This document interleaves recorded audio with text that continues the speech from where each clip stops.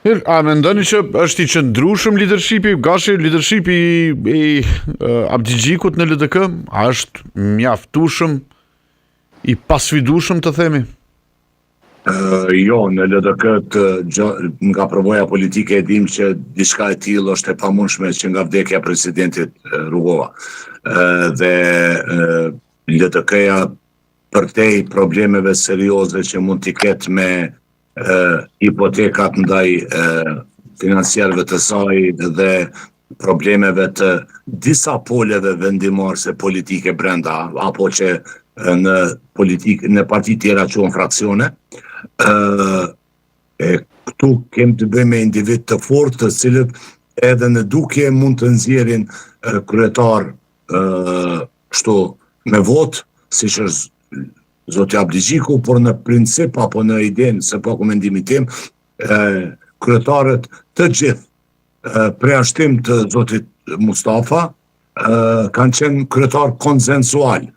të themi të pajtuarit e fraksioneve për të nxjerrur një emër neutral asnjënës për kryetar. Prandaj Zoti Abdigjiku as nuk e ka lehtë, as nuk e ka sigurt, edhe as nuk është, si themi, figurë krejt dominante vendimarrëse në LDK. Mund t'i rrëshqas këmba shumë lehtë në vendimarrjen e LDK, këtë e dim, historia politike apo njohjes e LDK-s tregon pikërisht këtë, që në LDK nuk ka dominancë kështu autokratike, por ka megjithatë një ndryshueshmëri politike, her me zor e her me hatër, her me karika e her me vot me email, por ka. Dhe natyrisht Zoti Abdigjiku këtë e din, dhe është, si themi, është jo logjikshme politikisht të presim përveç se kombinimeve që mund t'i bëhen nga ajo që në gjuhën popullore quhet kur ta pin duhanin tinës. Në qoftë se kanë filluar e ka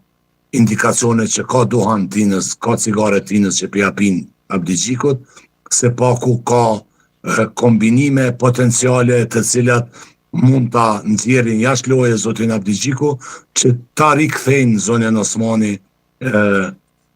paja cënuar sedrën Zotit Abdigjiku, por kjo është situat përtej, do thotë lyp më shumë kohë trajtimi, besoj se sa ky emision speciali i Kanal Veshit.